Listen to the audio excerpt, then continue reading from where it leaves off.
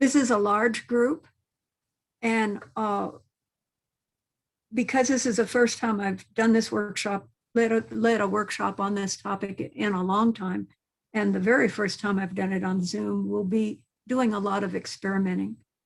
I welcome feedback, but again, I think on the chat, it would be less distracting unless it's something that you need to say to the whole group at that moment.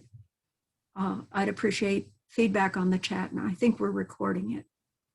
Since we are recording, anyone who's uncomfortable with being recorded can turn off their video, and if you like, can even change the name that shows up on the screen so that it's not possible really for anyone else to see who's doing that. But if you do that, we can't see it either, and it will reduce our capacity to interact with you in some way. So if you are comfortable with being yourself in front of the whole video, that's fine. The video will only work in this large room. It will not work in your breakout rooms. So that means that, I mean, not the video, the recording. So you don't have to worry about more private, perhaps, things in that room being recorded, but in this room it will be. Do folks know how to use the gallery mode or the speaker mode? On my Windows machine, up in the upper right-hand corner, there's a view. If I move the cursor up there, I can see view, and it offers me a gallery view, which shows me almost everybody. Because there's only 25, I have to move around to see everybody. And then there's a speaker view that shows only a few people and a big picture of the person speaking. This may be useful in the first exercise we're going to do.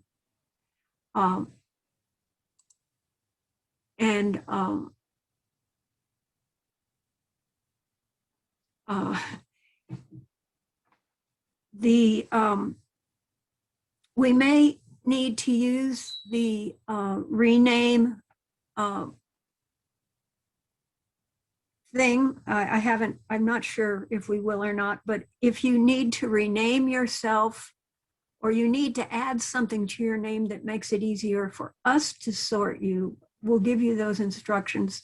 And you'll do that by going to the thing that says participants, which on my Windows computer is at the bottom. I think this is quite different on an Apple device.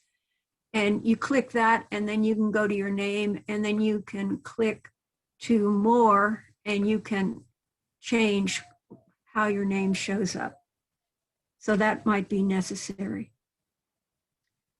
That is all I was going to say to do some tech orientation for this workshop. Kevin or anyone else, are there any other tech questions or orientation that I might be missing?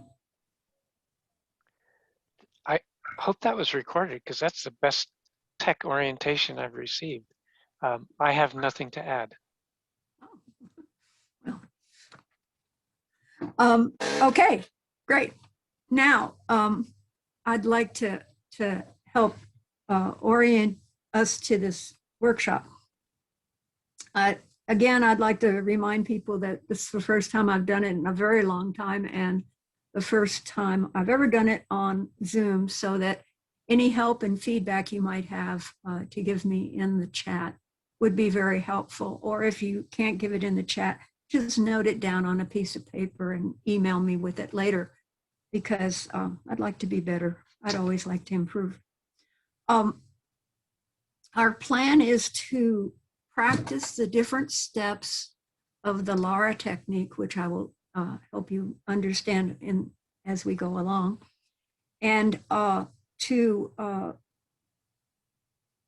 have this in our toolbox when we're having discussions about differences with other people, for whose different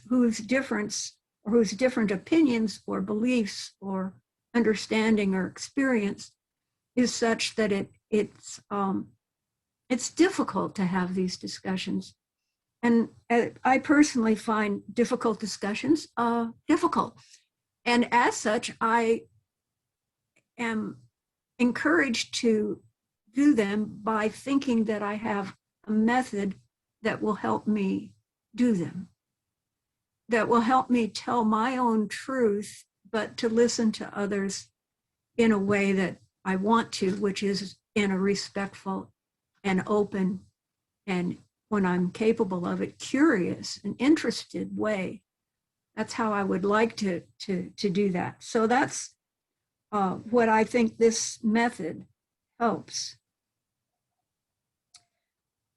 Because there's a potential that people who have experienced very painful situations may feel disturbed, or the term currently is triggered by even just the thought of dealing with a topic, or a topic may arise that is difficult.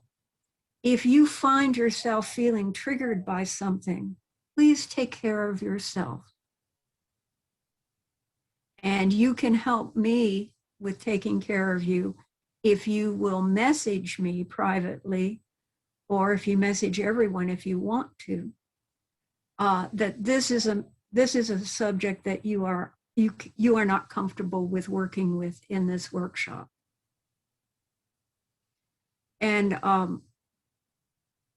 in the meantime, if things get difficult, remember, please, to breathe. To breathe in deeply and breathe out with a long exhale, if you want, through your mouth, like a sigh. The longer it is, the less your own body's response will be stimulated. And take time for doing that. If you have to say, wait, I can't, I need to take a breath to breathe, let's all respect that, because sometimes we need to. Or if you see someone that, if you're working with a partner and they are getting agitated, you might say, let's both take a moment, let's take a moment to breathe, because when somebody else is breathing, you might as well take advantage of it and breathe yourself. I hope that's clear. Because things are difficult. I do have a couple of handouts that I will give you links to that are up on the Google Drive. And I can also send to people by email afterwards.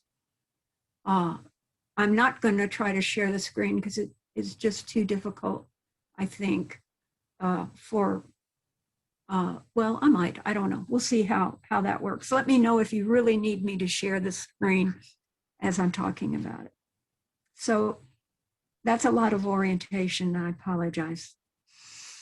Let's all breathe. Let's take a deep breath in and let it out. Okay.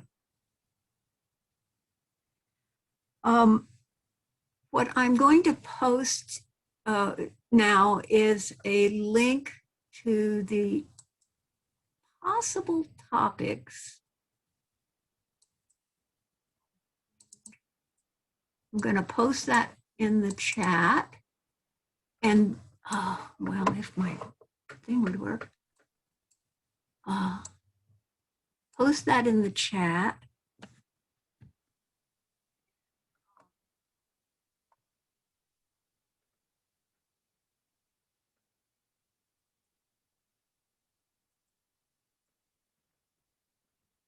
And you can go there to see it.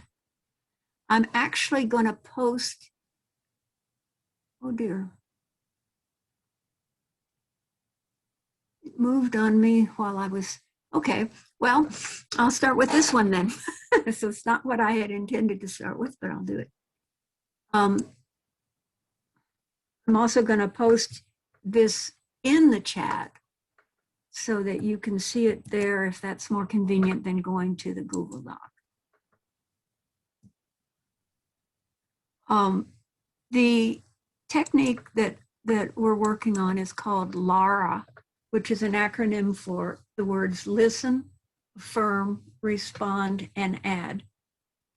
it's a technique that I was took a workshop on in the early 90s in at a Friends General Conference gathering.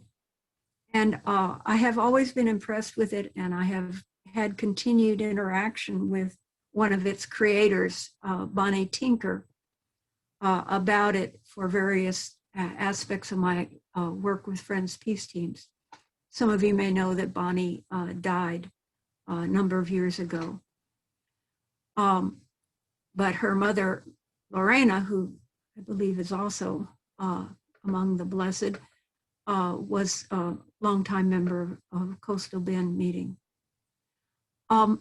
So this is a technique that her group used in at least 2 situations that I know of, and probably a number more, in an organized way to participate in a public debate regarding some very sensitive issues. And the way they did this was, it was a public debate, but tended to be in pairs, in dyads. So they worked on practicing the steps of this technique. And the first one is, if you can see the handout, is to listen. And so with these guidelines regarding listening, because sometimes it's hard to listen, especially if there's a lot of anger or feeling on one side or the other or both. And so I'll read through it just in case people don't have it in front of them, because I don't know what anybody has. With curiosity and respect, listen to your partner's statements of their position or belief. Richard, need to say something, or do you need to mute? Yeah, okay. Open yourself to the possibility that what they have said is true. Remember the main points, focusing on points of common ground. Notice their body language, facial expression, and tone. Pay attention to their, and I should add your, emotional state. Ask clarifying questions. Then, before you respond, sum up what you have heard and observed.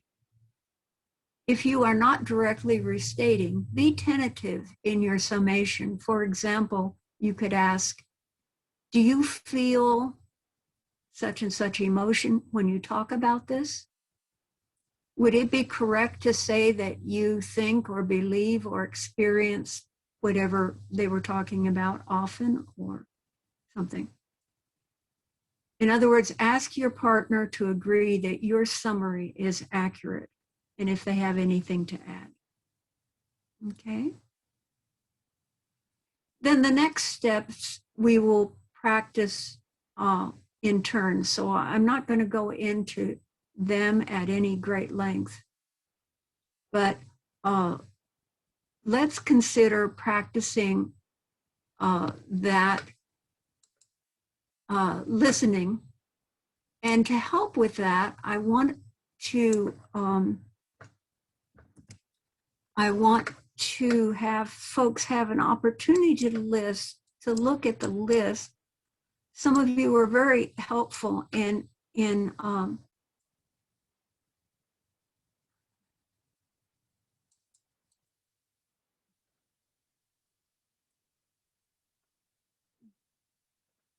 I don't know how to add that to the chat.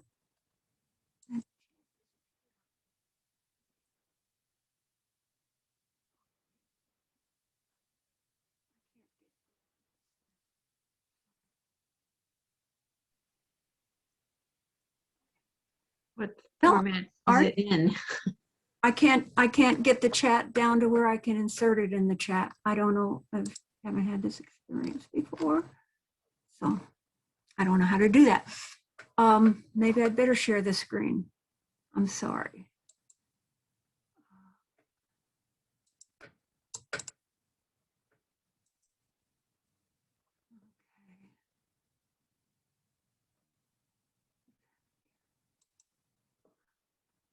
Am I sharing the screen? Yes, and can I make one suggestion, Val? Help me, yeah.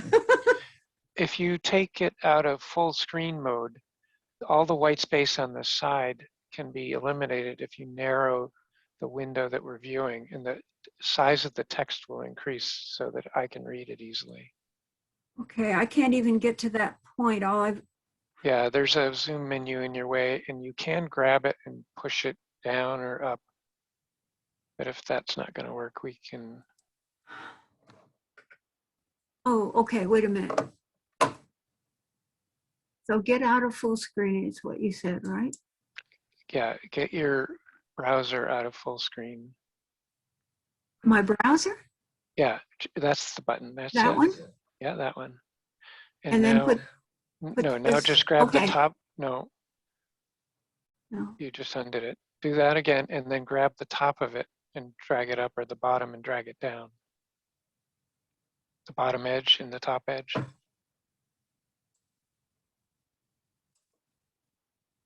The corner, grab the corner and pull it down. No, you're grabbing in the right place. There you go. That's it. Okay, is that better? Yeah, you No. can minimize the one that's open behind it. Oh, that's better, right? Yes. Yeah. And Thank you. I think this shows the entire screen and anything else won't. These are some of the topics that people came up with. Are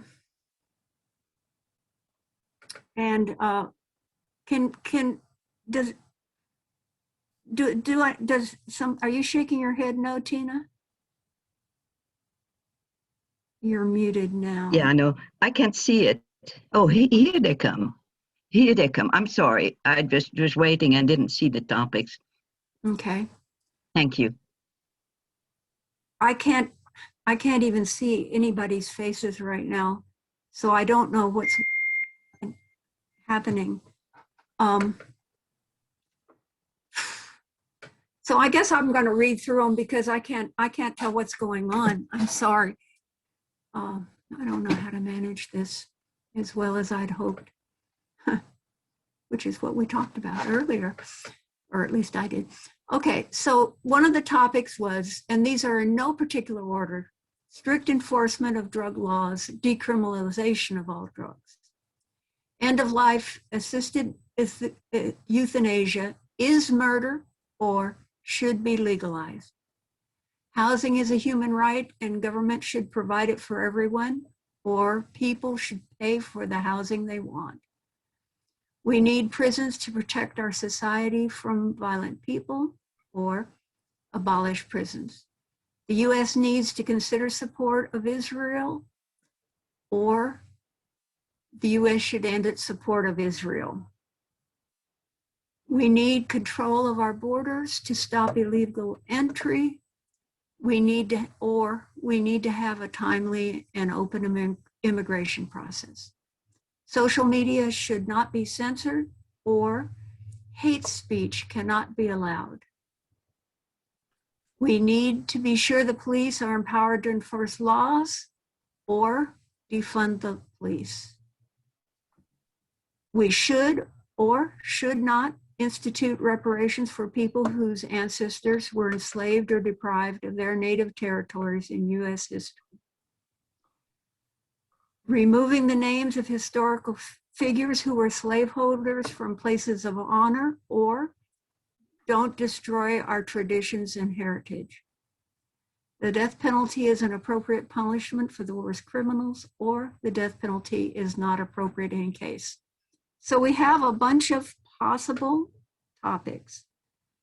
And I've got to help me, Kevin. I can't get back to a full screen. I don't even. Where do I? Can you find your sharing bar that says at the top, and you should be able to click end share.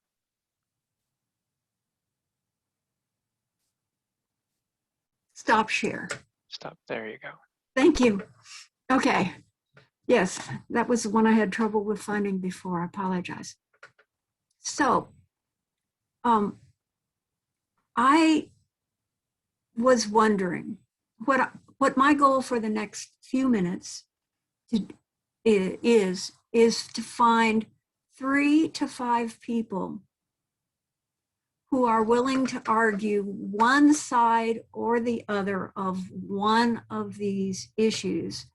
And my guess is that I would first want to look for people to do what I would consider, for people to say, I think probably many of us would believe one thing. So people who can argue or actually believe, ideally, one side of this. For example, by what I mean by the most,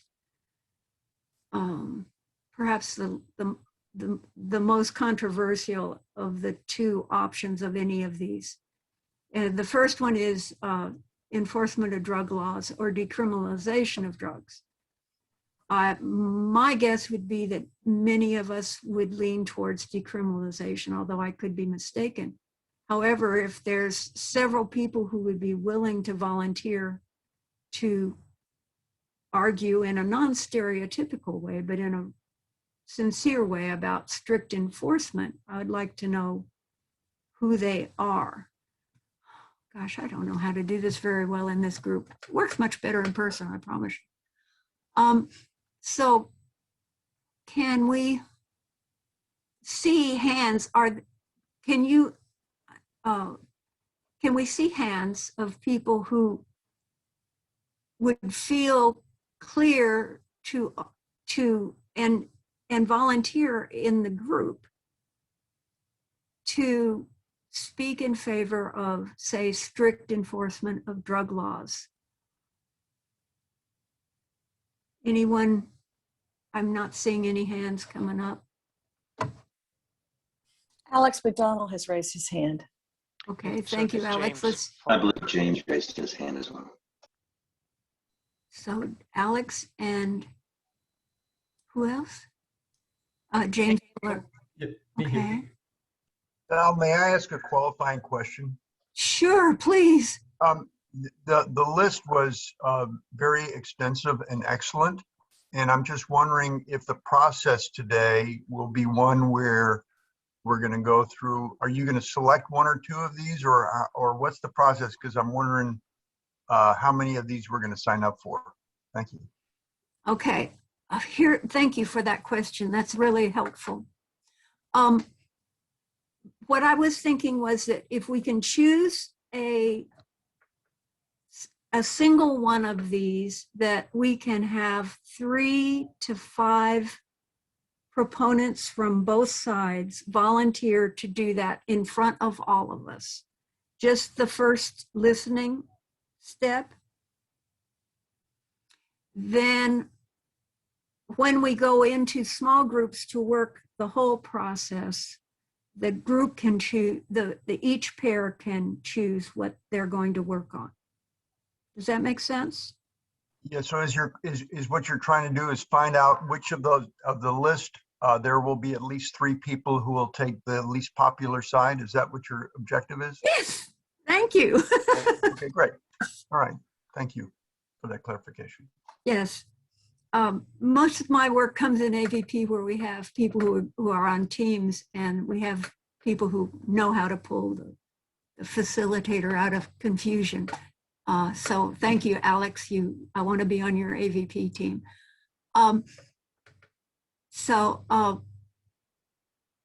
If that's not the one that I'm just kind of curious. I don't know how to find something that would be would have a strong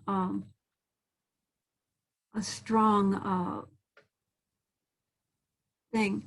And Sorry, but Val, can I make a suggestion? Maybe, please. maybe one thing to do, taking advantage of the chat, is for each of us to kind of look through that list that you provided and just write down which one speaks to us, not what side are we on, but Okay. which topic, and then you could maybe pick the topic that has the most names attached to it. Well, that would be a useful experiment. I am currently unable to see my chat at all. I mean, I'm unable to scroll through it, but maybe if people start adding to the chat, I will see it. I can So- see the chat. I could watch the chat and Okay. look for names and do some counting if you want me to. Okay, I think, oh no, but you don't have it in front of you anymore, right? Not at the Correct, moment. correct. Could you put it back up again for us to look at? Okay, before I do, I think I'm going to go ahead and number it, understanding that it's not in any order, but it's easier to say number 1 than it is to say, okay. So let Awesome. me see if Val, I can do it. if you put that in a small window, and when you share your screen, don't share your whole screen, just share the window, then you'll be able to see, minimize it or make it smaller. Will still be large for us, and you'll see all of us. Oh, what a very interesting experience, this list.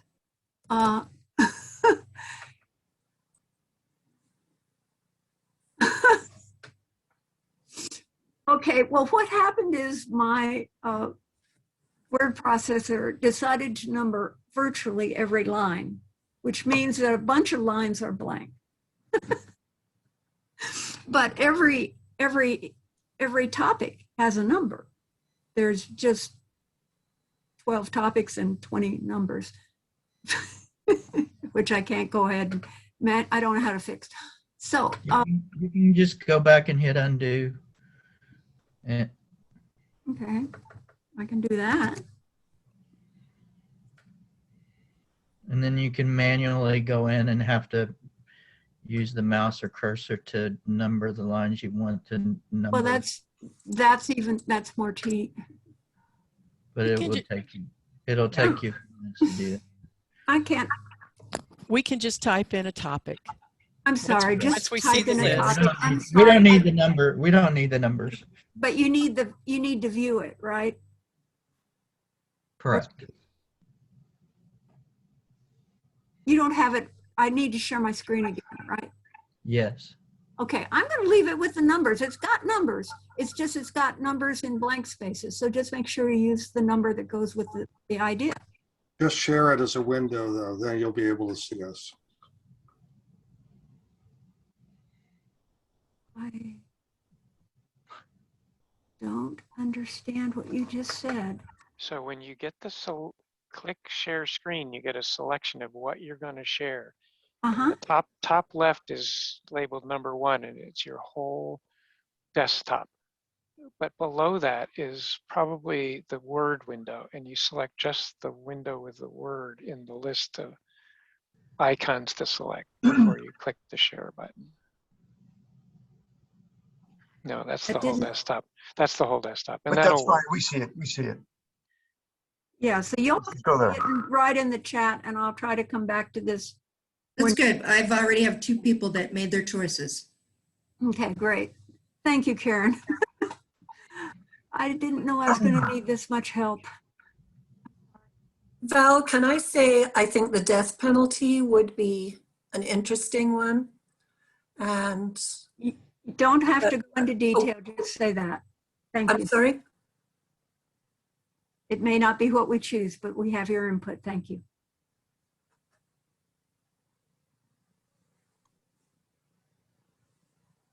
So can people, I know it's a hard,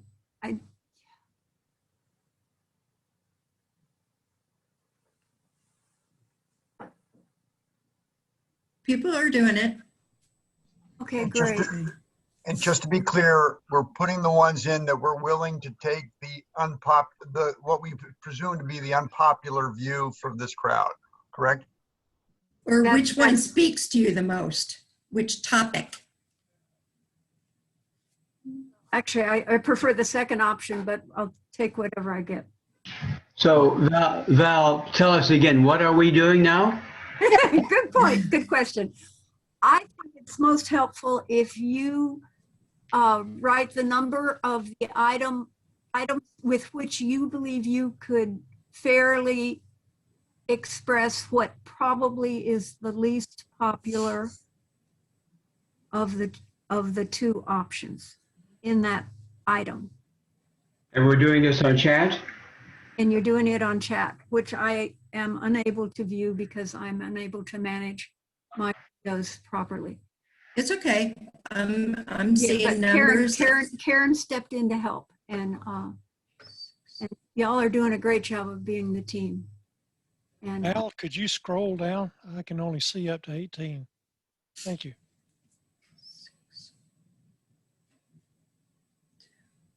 How will we know which is the least popular? Karen will.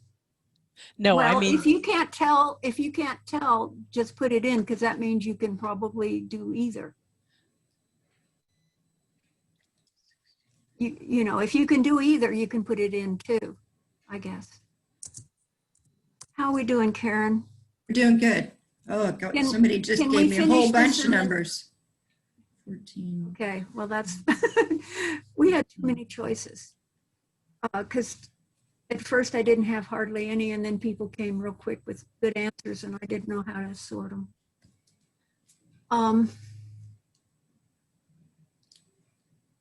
This is kind of what we call a straw poll. It's not a majority thing, but it's to help the facilitator. And so what I guess I would ask is that everyone finish up in the next minute, please. That's good. And then Karen, are you getting ready to have a report? Yeah, it'll take me a couple minutes just to look at the numbers to see what the topics are. Okay. That'll be chance for a quick break if anybody needs a quick one.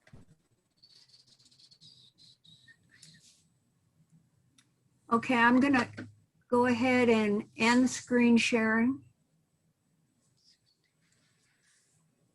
I think I am.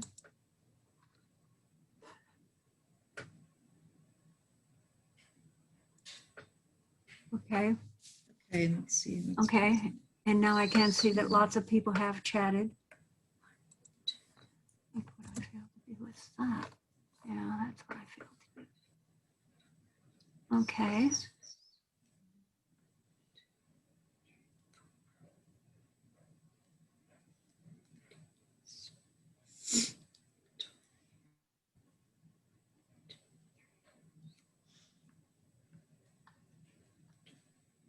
Okay, what are we thinking? We seem to be having a fair, see 5 6s. What was 6? 6 was prisons or abolish, continue prisons or abolish prisons. Okay, there was a fair amount on that number. I'm seeing 4 14s and 4 20s. Okay, the criminal justice issues seem to be the ones that are abounding. Is that what you're saying, Karen? Yeah, it looks like it. Okay, let's then look at number 6 about prisons with a dichotomy that maybe is an unsubtle dichotomy, which is keep prison system, abolish prisons. Okay, I am presuming, I would like to know if we have at least 3 people who can argue to keep the prison system. 1, Alex? Kathy has her hand up. We have a third? And James. Okay, I'm gonna ask you to argue that part. Do we have 3 people who are willing to argue or discuss abolish prisons in front of the group?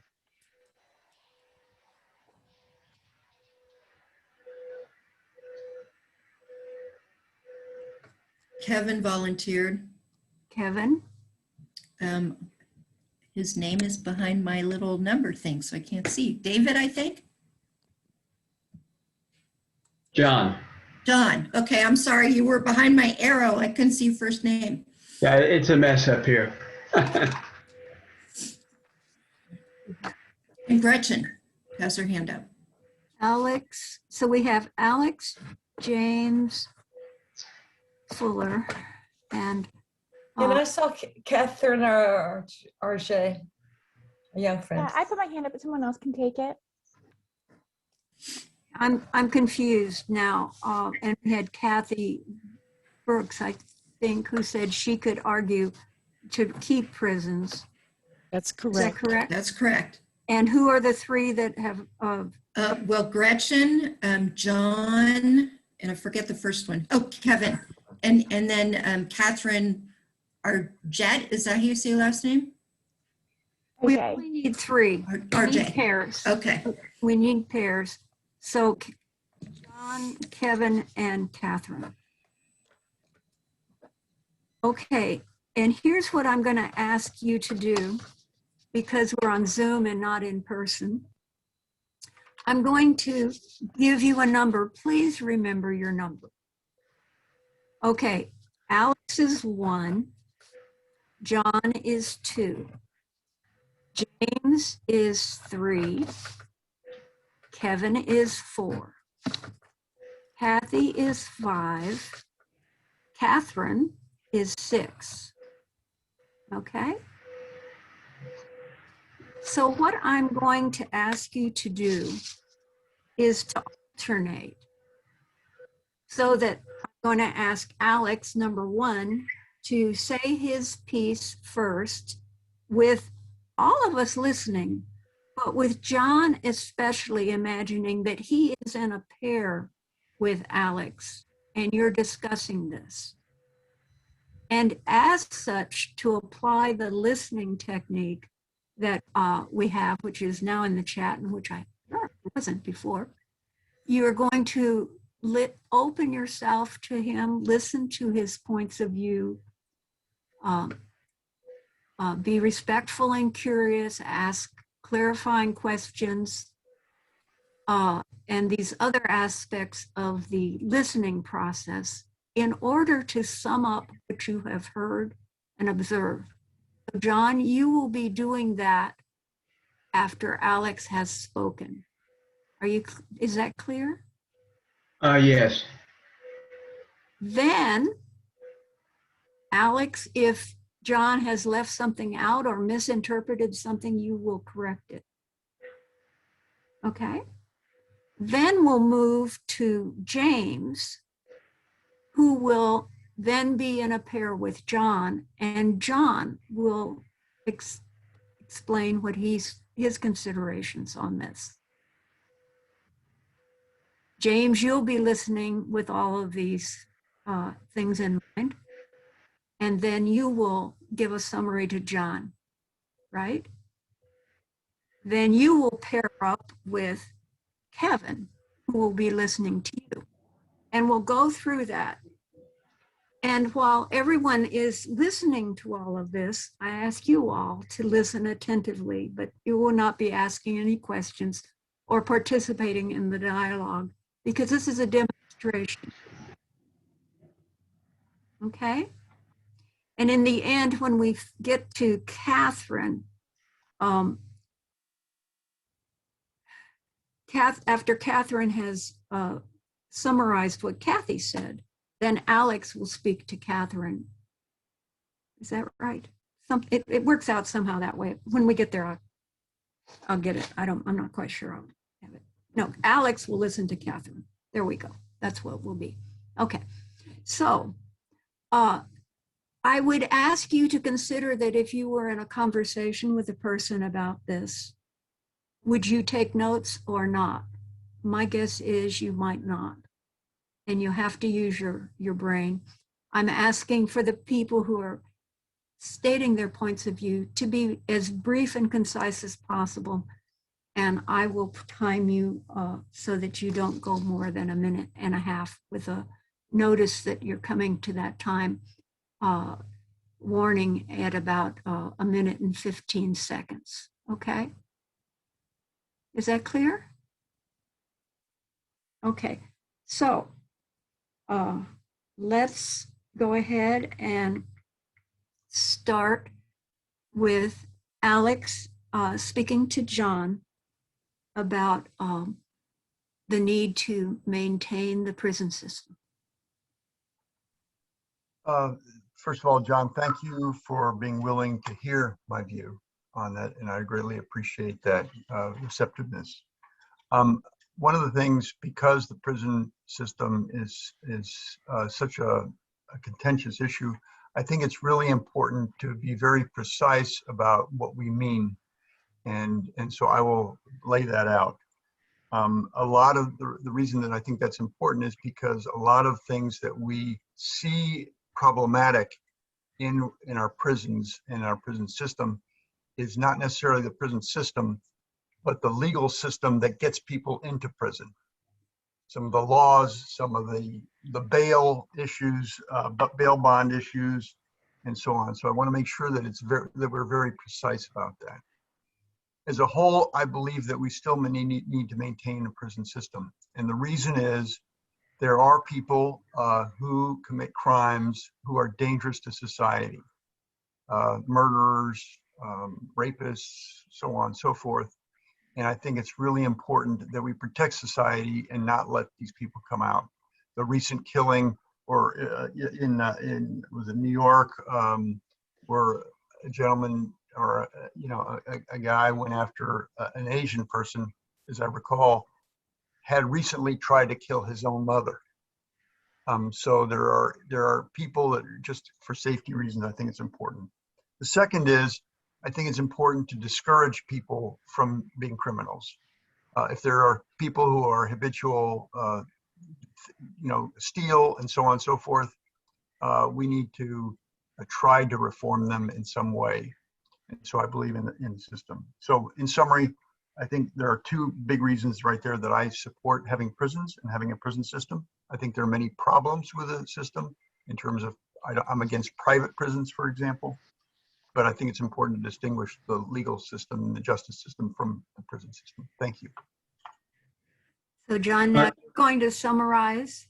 Yes, and Alex, when you thanked me for taking the time to visit with you about this this issue, I meant to say I couldn't squeeze it in fast enough. You're welcome.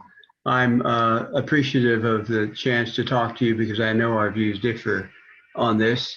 I think that the legal system that you bring into it as being part and parcel of the difficulty of doing away with prisons, I think that's actually a fairly minor point in the whole scope of things, but you brought it forward and it needs to be considered.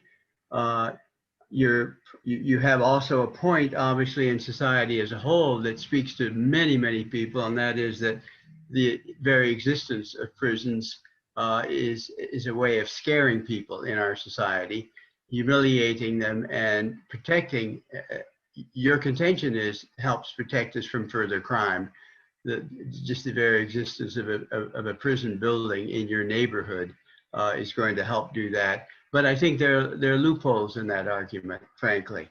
And then the discouragement of crime and the protection of people in general. Those are certainly points to be, I think, talked about. But I think the current state of affairs in the punishment system in our country and certainly around the world have demonstrated, at least for me, that there are weak arguments surrounding that as well. So I look forward to talking further about the fact that it's not according to our values, et cetera, et cetera. And so I'm dropping out here, Val, because when am I making my points? Well, you've been making them. Okay, I'm essentially telling him I've listened to him, but I haven't really made my points, have I? Well, you began to.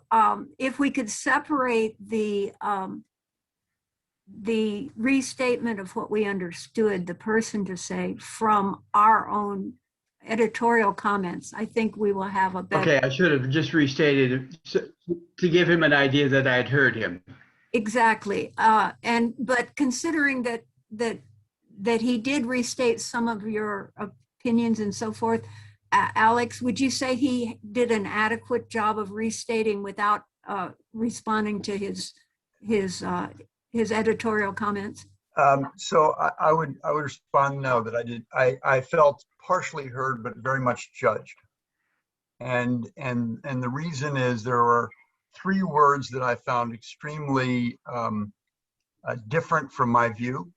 And the words were humiliating, scary, and punishment.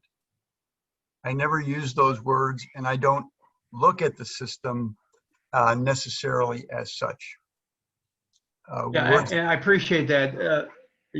No, I appreciate that. And that was because I was sitting on the rail between, am I defending myself or am I indicating to him that I've heard him? And I was just too split there.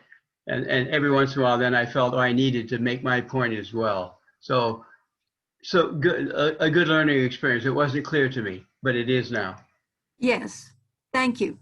So, Alex, is this complete enough for us to move on from your viewpoint? Yeah, I would just, from a process standpoint, what I've been taught is it's helpful if one just repeats what you heard with no judgment, no everything, to make sure that the message was complete. The first part, I wasn't totally sure about the justice system, if you understood or not. I don't want to take time right now, but it's always good. I find it's helpful to me when I really can say what I heard them say to make sure that the message was received. So thank you. You can go on. Okay, so John, even this is a similar conversation, but another conversation, and you will be having that with James. James? This is a chance for me to say my piece. This is a chance for you to say your piece, and James, put on your listening hat. Am I saying this to James or I'm not saying it to Alex anymore? That's correct. You're saying it to James. Okay, James. I'm glad you could find time to talk to me about something that we're both at differing points about. This is my view of the prison system in the United States. And I've just got 3 short points to make about it. One is the terrible cost that our society has to pay in order to maintain these prisons.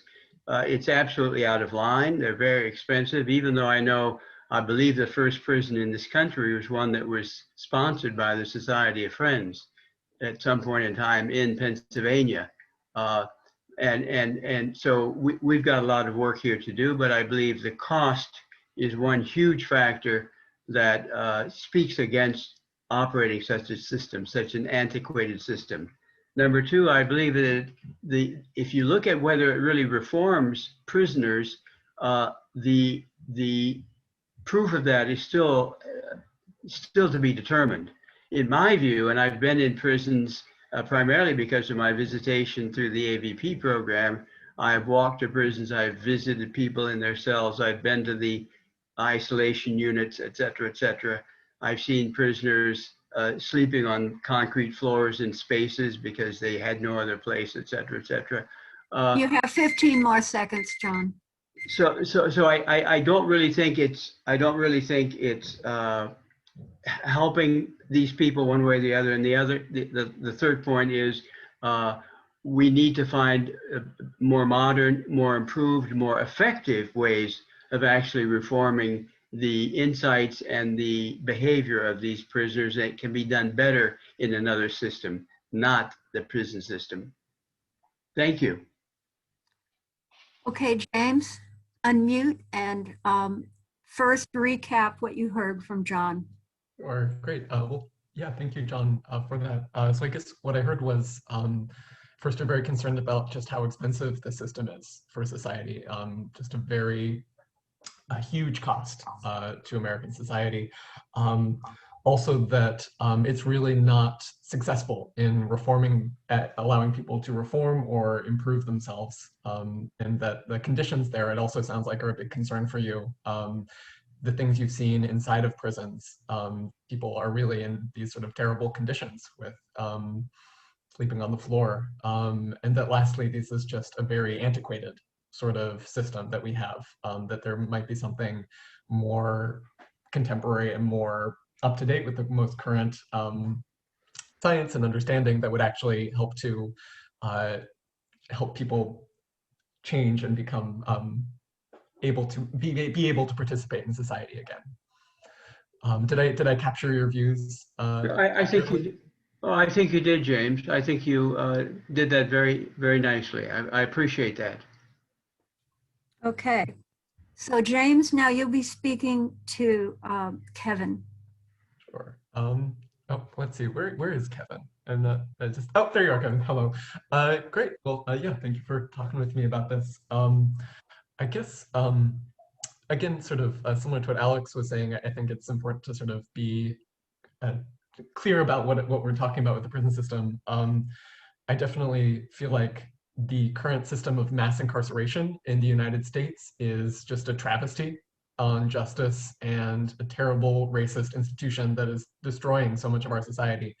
However, I also think that unfortunately, there just are people who we don't really have effective treatment or ability to help, who just have extreme antisocial behavior that really, it would be great if we did know how to help those people be able to participate in society and not be a threat to other people. But at the moment, we don't know that. And really the only way to keep society safe is, I think, to have a dramatically smaller prison system that would just focus on, humanely keeping people who really just have committed really terrible violent crimes and are not, for many sort of psychological reason, are not able to participate in society, of just making sure that they are separated and not able to hurt other people.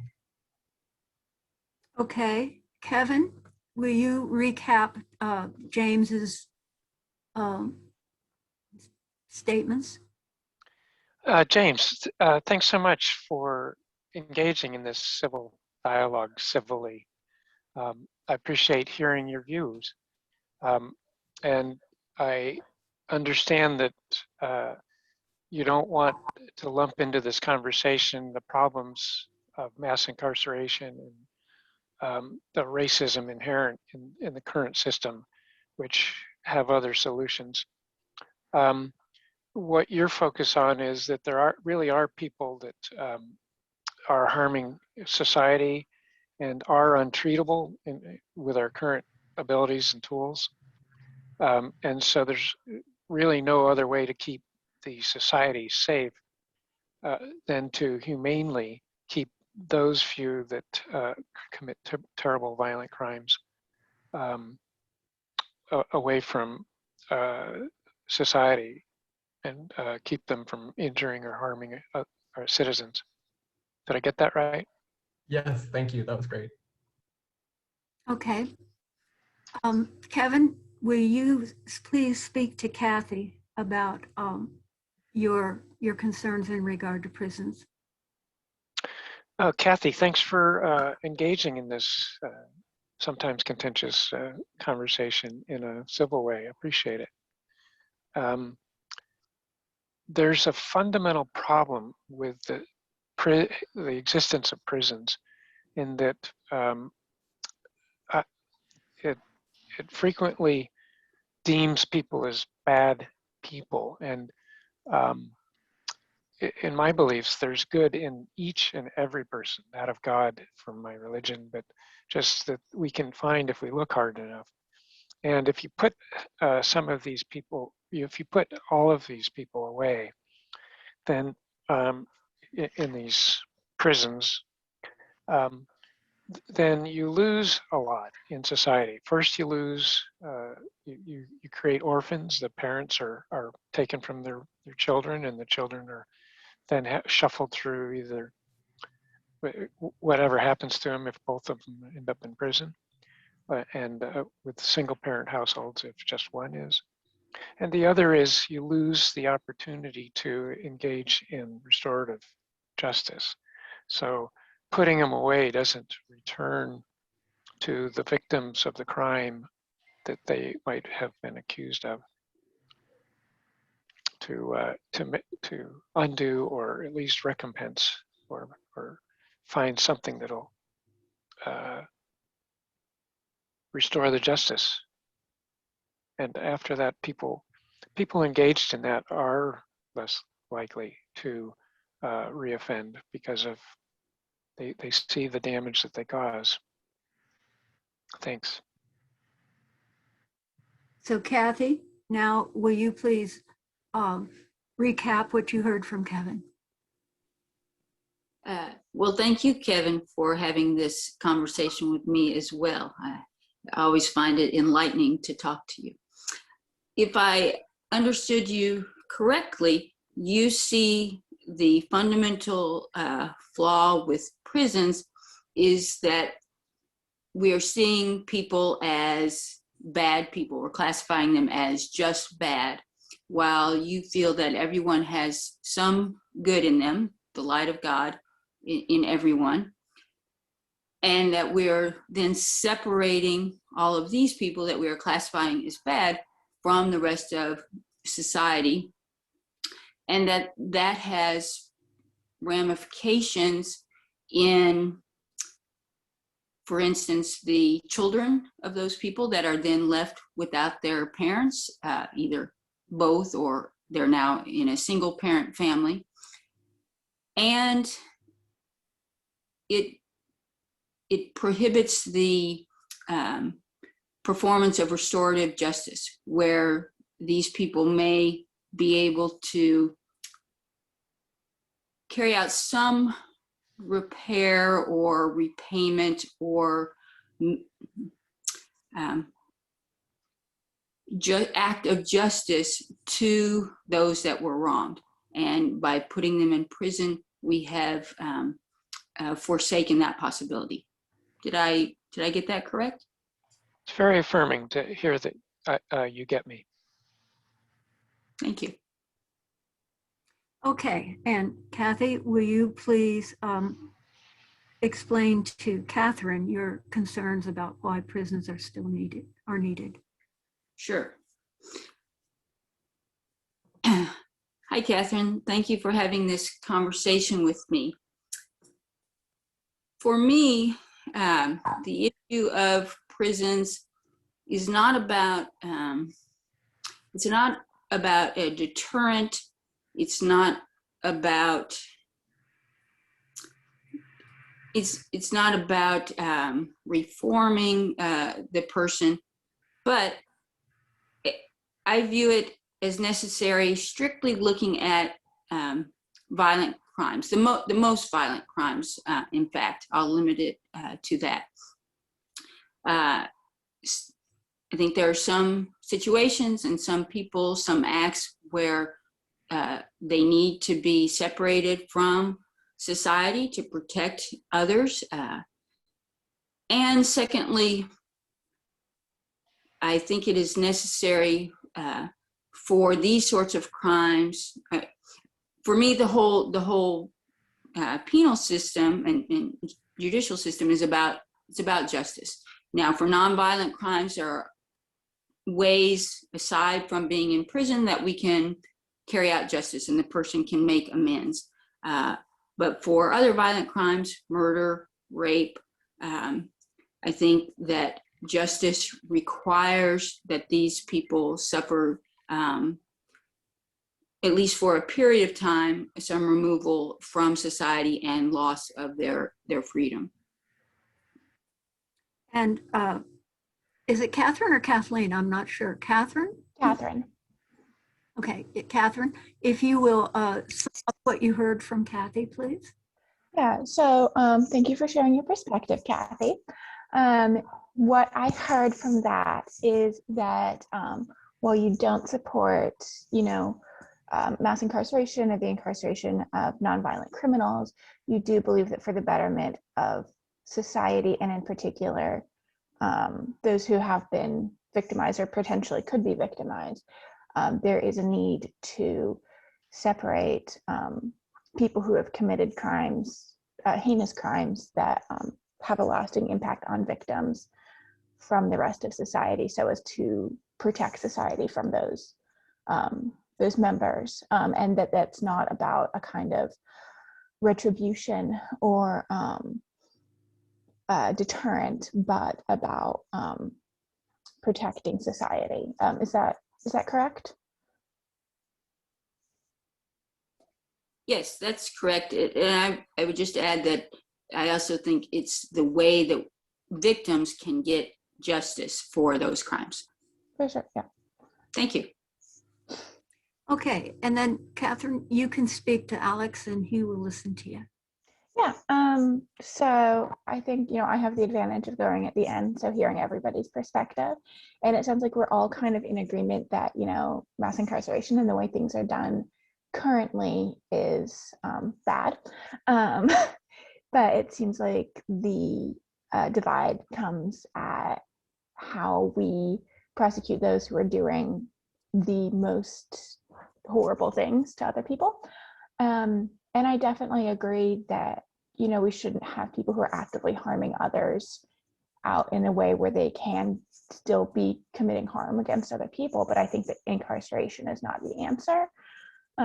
If you look, there's mental health facilities, there are, you can separate people legally without subjecting them to the kind of harm that the prison system does. And I think, as many people have said, the nonviolent offenders, the people who are victims of mass incarceration and racialized laws and sentencing are having them going through this process or this system that is frankly inhumane is harmful to society. It's harmful to them once they are released. It's harder for them to be reintegrated, and that's true with everybody. And it's harmful to their children and their loved ones. I think that is something that has to be taken into account, even when we're talking about those heinous crimes, is that they still might have a child who loves them, and that you're still harming that aspect of society by subjecting them to inhumane treatment.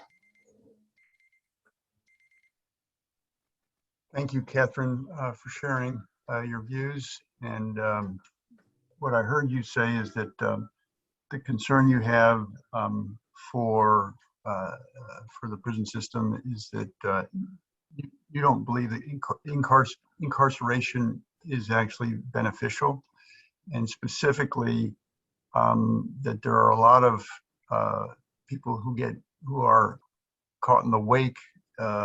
That's not the word you use, but are affected by the person being incarcerated, their family members, and so on. That it hurts as well, and that there are better ways maybe than incarceration to protect society and to help the person, whether it's mental health care facilities and so on. That would be better ways to handle them. That you're also concerned about the incarceration system because when people come out of it, it's really doing them a disservice and society a disservice, because it's very difficult for them to reintegrate into society, and that's a real problem as well. You had a lot of information, so is there something particularly that I just missed that you would like to add back? No, I think that sums it up. I was a little rambly, so thanks. No, thank you for sharing that. Okay. Thank you, friends. And as I mentioned when I described this workshop, I couldn't see any way that we could do the whole thing in the time given. And so I'm hoping that some of you at least will be able to stay through some of the lunch period to work in pairs and practice. But we saw a conversation between several pairs, and having listened to all of that conversation, what are the things that we found seem to be common among the pairs, especially considering that they were coming from different points of view? What were the things, anyone can answer this, in even one of the pairs, but if there's something that they think was in common, typically in all the pairs, but it might be only in one or two of the pairs. Well, there were no really direct pairs. So let's just try all the pairs.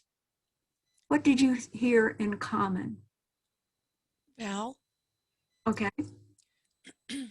I appreciated the recognition of the civility of the conversation, and it was respectful, thoughtful. There was a caring approach one to another. Okay. If you just unmute and talk, because we have too many people on one screen. I think I may be mistaken, but I think that everybody who spoke said that the prison system could use improvement. The other thing, Val, that we found in so many exercises like this, that when your opponent mouths the same words that you've used in describing your position, when they mouth those words or when they say things that are close to what you've been saying, there's a huge psychological transfer that takes place there. Like, I can't believe my opponent, is actually now saying, I'm hearing him or her saying what my position is, and that tends to really make an impression. Right, and that's part of the process, and I do hope to get to the process. And what are the other issues in the commonalities of the arguments or the points that the people were speaking of? Are there any other commonalities? Lucy, are you raising your hand? Yes, I think they were all very aware of the effects on society. Okay. Is there? Yes, there's a lot of common ground, as everyone was aware the system's not really functional as is, but should it be abolished is the sticky point. Okay. Alex, did you have something? Yeah, I just, it struck me how everybody was really appreciative, both of engaging in a topic that is contentious and also of being willing to listen and for being heard. Thank you. Was there anyone else that found another point, a different point of commonality that hasn't been mentioned? I think there was general agreement that there were some injustices around the prison system, the racism that's in the application of the laws, the justice system, the bails, with it wasn't mentioned, but implied keeping poor people in jail. Okay. And ordinarily, I'd ask everybody who spoke to say, yes, yes, we do agree. We all agreed on that. But because of time, I think we're going to go to the process. What did you, John made a very good reflection on the process, that making sure that the person who they were speaking with was clear they had been heard was a vital part of the process. What other aspects of the process did you all notice that you thought made the conversation more fruitful? Something I noticed was I felt like really taking the time to have that sort of active listening moment sort of stopped us from jumping to sort of talking points that we'd use against the sort of stereotyped advocate of the other side. For instance, it became quite clear very soon as everyone's noticing that nobody really supports the current prison system as it's functioning in the United States right now, and in particular here in Texas and a lot of the South. and that sort of, it really helped to quickly hone in on what the actual point of disagreement was, which was really just about how society should deal with people who have very extreme violent behavior, and what the appropriate response to that is and what response is most beneficial to society, which I think is a much more interesting and fruitful discussion than the other one that we might have had. Val, I actually have a process question. As I was listening to this, I was struck by how phenomenally polite everyone was. And in general, that's not what we're going to encounter in a public setting. So are there, when a peace team goes and wants to process the LARA technique, is there like a little ground rule setting saying that, okay, what we're going to do is, you know, you will each be given the opportunity to kind of express your point of view. And while you were listening to the other, could you just kind of, you know, refrain from interjection and, you know, none of that was set up, and that could have been just because of time. And I also want to pull out in the chat that Scott made a comment in regards to he's more confused now than ever. And I don't know, I can't speak for Scott, but I'm wondering if the confusion is there was not a specific outline in terms of what do we hope to accomplish? You know, what's the end game from having this exchange of persons?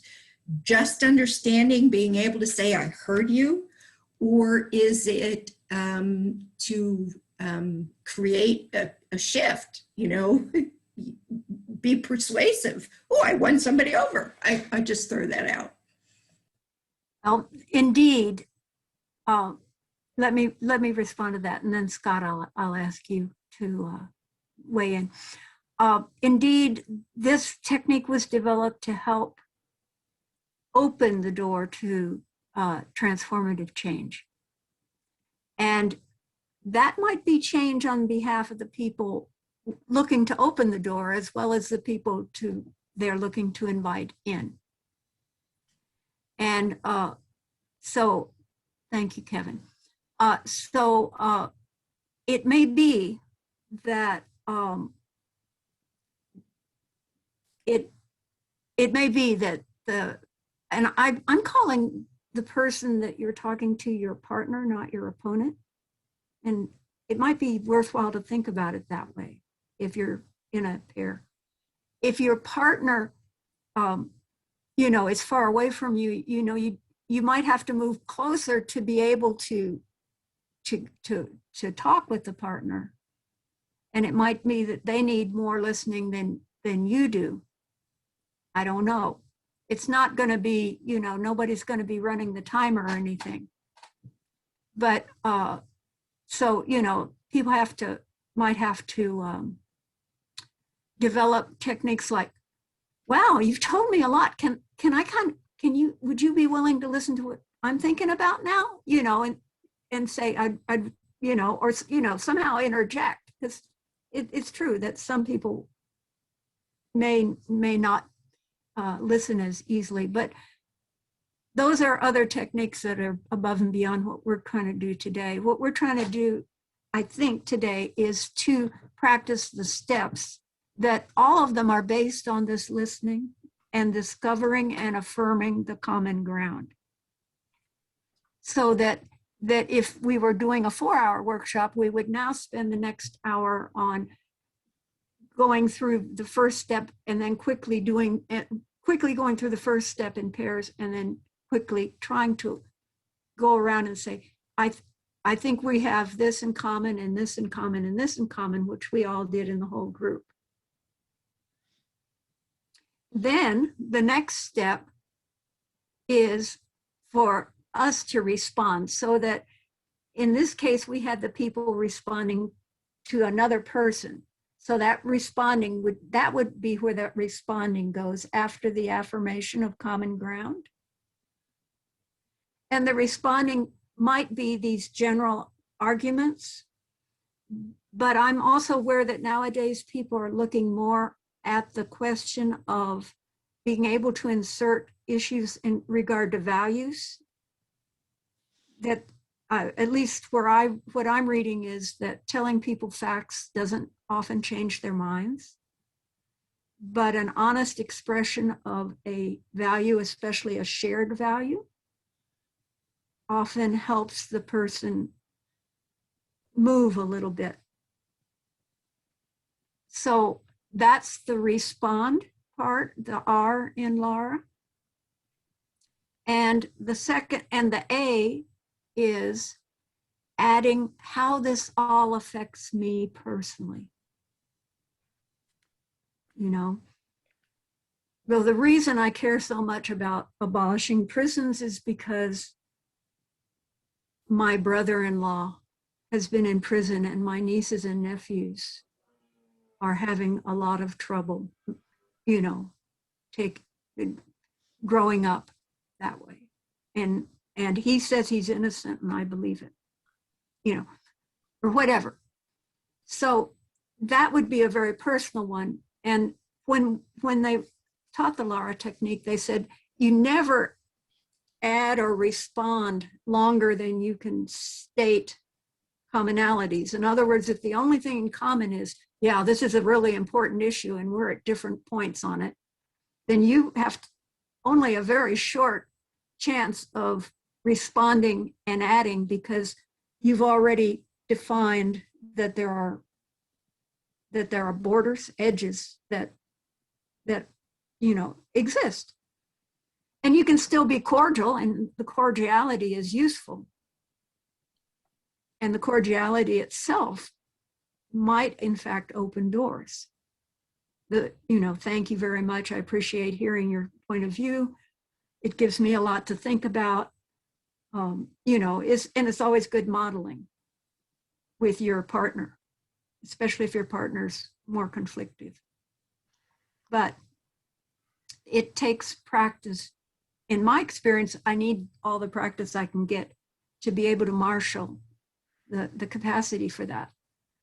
That's my response to the process. And what I'm hoping is now that we'll maybe take a break and then come back and practice in pairs with all 4 steps. But Scott, are you still pending a question?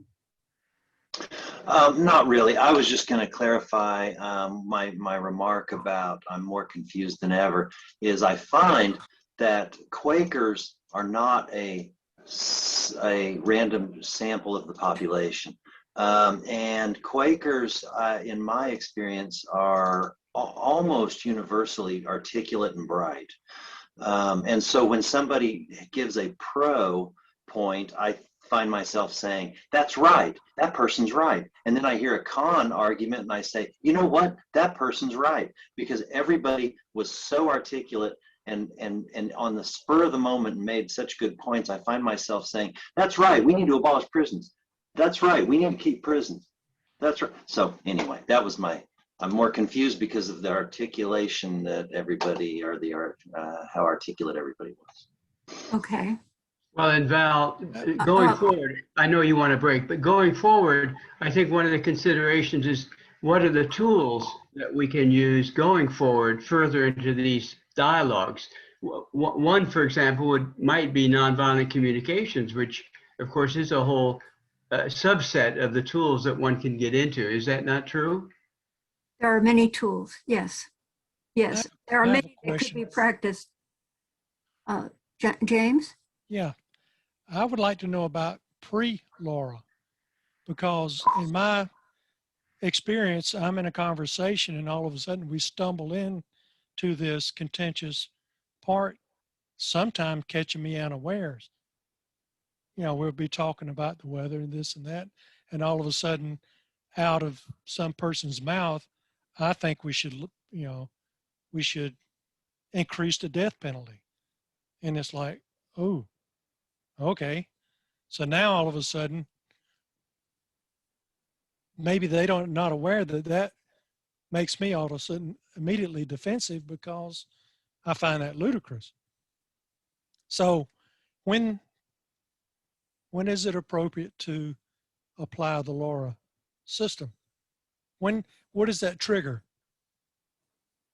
Rather than just a conversation, like sometimes it's like, oh, okay, that's your opinion, I'll move on. So I'm not sure I asked the question properly, but. Well, I think I understood the question, and I'll check with you right now. You were asking, when a contentious issue shows up suddenly, is that a good place to do LARA? Right. And I think everyone in this group would have their own answer, and I think all of them are probably valid. For my part, I guess I would say, if I were able to back away from that response, the startled response that I had, if I were able to find some calm in front of me, then I would think I would want to use LARA. Originally, as I said, the original design was a campaign to affect an actual policy outcome election. Joni, you had your hand up. Just real quick, I'm ready, willing, and able to try being a lot more contentious. Okay, so Joni's going to be a good partner for somebody if you want to stay around and practice after the break. Y'all find a topic and do that. What my suggestion is, and I'm not, if I've missed seeing somebody who needs to say something, please. Yeah, David has his hand up. Okay, thank you. I didn't see, I don't even see David's tile. Where are you? Well, back when you asked about what we were noticing in the process, and I'll make this very quick. One thing I noticed is that things just didn't escalate because people weren't, stepping over each other or interrupting. So it really gave a chance for that space for someone to be heard. I think that's an important point. Escalation, likely, emotional escalation especially, likely would reduce the capacity for a good interaction.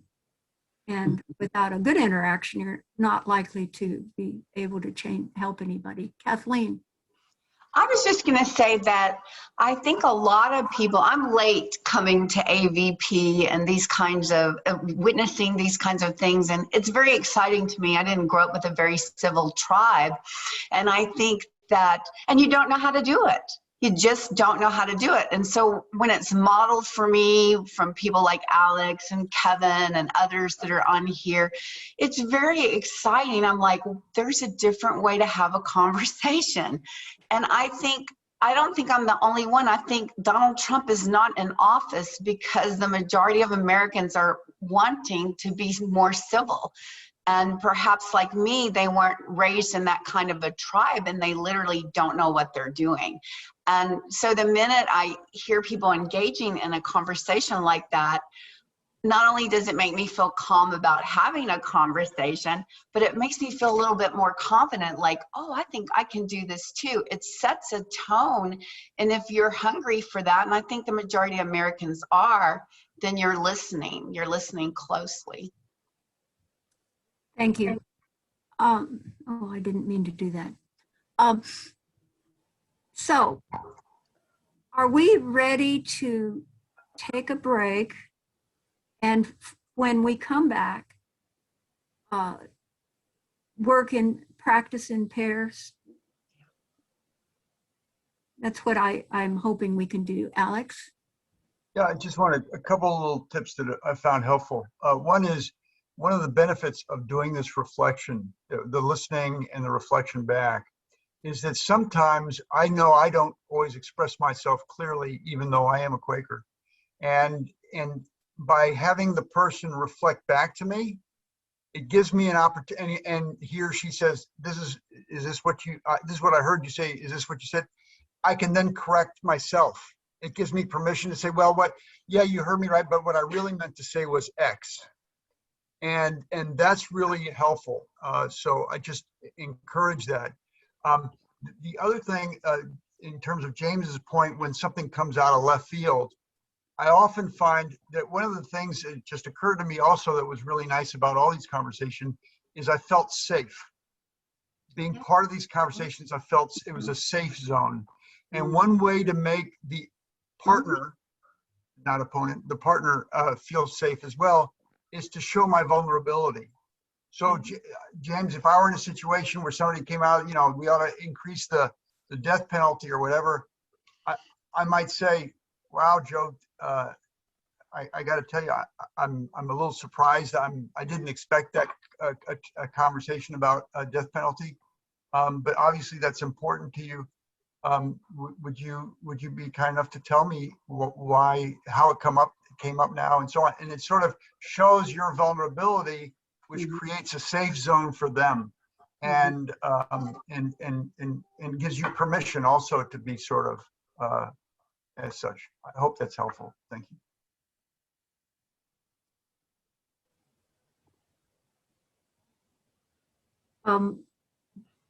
Somebody had their, was that, who had their? Gretchen had her hand up. Do you have Okay, a thank you. I'm not, oh, and Richard Coral also maybe. Gretchen? Can't hear you, no. No, she's saying no. Okay. Richard, did you have your hand up? I did. Yes, thank you. Richard Coral from Liveoak. So I had an observation that I think a lot of information is brought into people where they're processing it internally and they're not really have an opportunity to exformation, you know, to talk about that. This may be the first time that they're being listened to, that they're actually listening to themselves about a particular subject, and, you know, giving them the space to say it. They might start thinking, maybe I don't agree with that myself, but I'm just saying, you know, and by letting them express that and put it out there, not only are you listening to it, but they're listening to themselves for maybe the first time about how they feel about something that they've just been thinking about. And I think that can be transformative as well. Okay. I can't see everybody, but if you need to say something, unmute and say something now.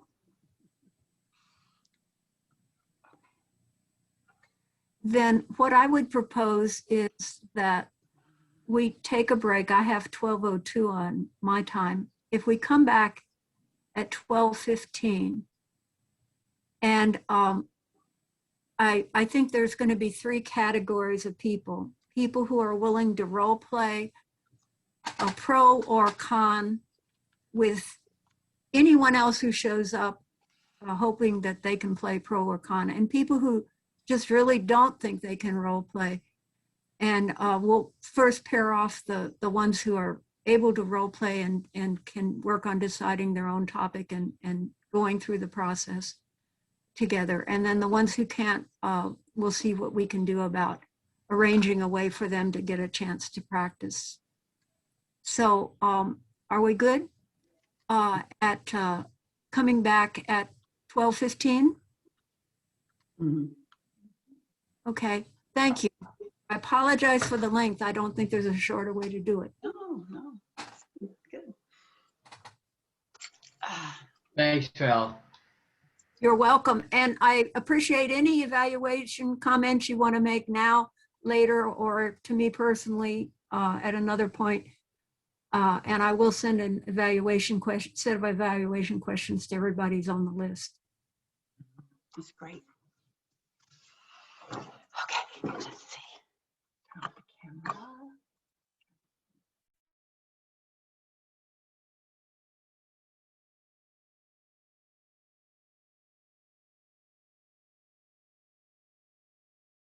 I guess it's better I guess if you have a choice, it's better to be muted when you're trying to talk than to be unmuted when you're saying things you really, or saying or making other noises that you really don't want to broadcast. Mm-hmm. Having done both more often than not. Yeah. Okay, so I think what I'm going to suggest is that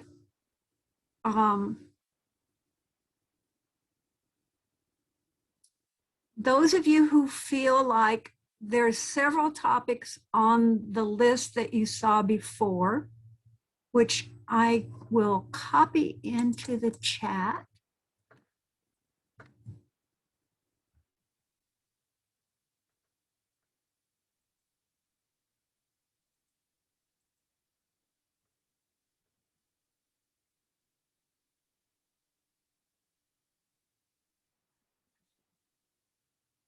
And I'll copy. So it's going to come in 2 messages.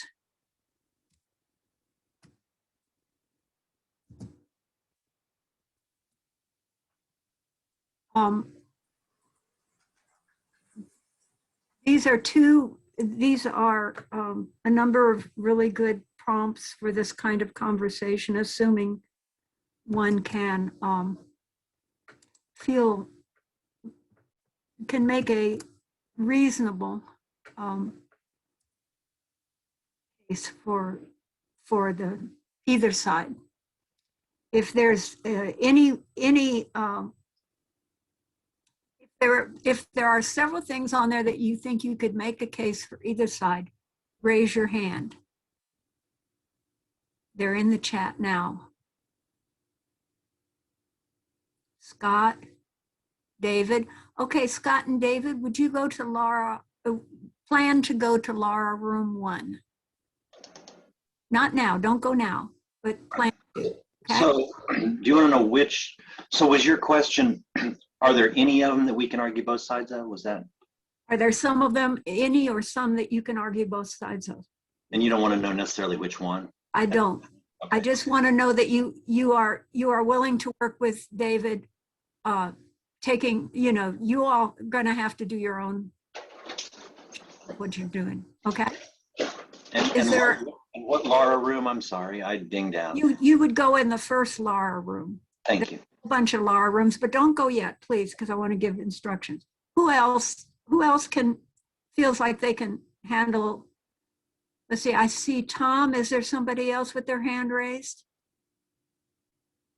Is that Gretchen? Yeah, there's Gretchen. Tom and Gretchen will go in 2. Tom and Gretchen will go in 2. And then you had Lizzie and Bobby. Lizzie and Bobby can go in 3 when we're ready to go. Please just write that number down so you don't forget it. Alex and who? Is there anybody else? Joni can go in 4. And you got Kathy volunteering if there's another partner. And James. Kathy and James in 5. Are there anyone else who's willing to work on, think they can take either side of several different positions, of several different concerns? I can if I'm not needed for tech during that time.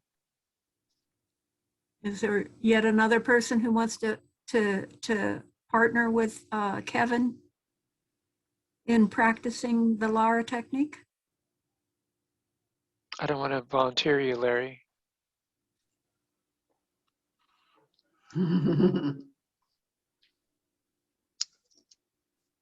Larry, are you up for that? You're on mute, but. Well, it's. There you go. Yeah. I may be a little off, but I'll try anything. Okay, so you all will go in 6, right? Okay, Larry, you and I are in 6. Okay, and we'll let them all go after I say the instructions, and then we'll deal with the people who didn't go anywhere after that. So what I'm hoping you'll do is first first of all, I'd like us to spend no more than 30 minutes in total in the breakout rooms. And you might do it quicker. So, but I'd like you to go through the list and decide on your topic and who's doing what. And you have to do that by yourselves without any intervention from anyone else. And then when you have that, decide who's going to speak first and do the speaking. And then the other person will do their presentation of their point of view. So do the speaking, let the other person recap, then the second person speaks and the first person gives their recap of what they heard. From there, the two work together to find their common ground, find issues on which they have common ground. Then the first person who spoke can respond to the arguments that were made by the other person. And the second person can respond also. Then practice on saying how it affected you the issue affects you personally. This is clumsy because it's both people are doing LARA at the same time. It may not work. I'm curious if it'll work. If you find it's just not working to do that, one person try to be the person actively encountering a conflict and practicing LARA, and then maybe reverse it if there's time. I'm just concerned about time. When I took this, it was a 5-day, 1.5-hour workshop each day. So I think it can be done in 3.5 hours, but I don't know if we can get it done in that time. So is it clear? Let's see here. Let me say, I can't write and talk at the same time. So I thought I saw Kevin taking notes on this. Did you? Would you repeat what you took and I'll write it? I've got it half written. If you give me another 30 seconds, I'll finish writing it and put it up. Oh, okay. Kevin's great at that. Thank you, Kevin.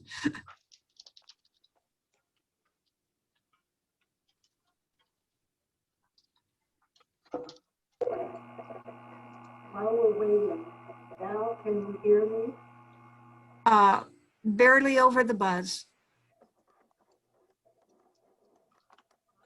Yeah, who's working with Gretchen? Alex, is that you? Who's working? Tom.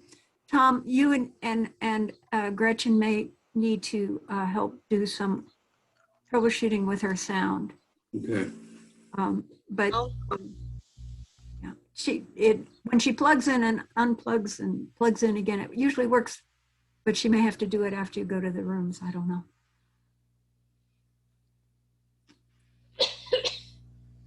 So I can read what I put into the chat.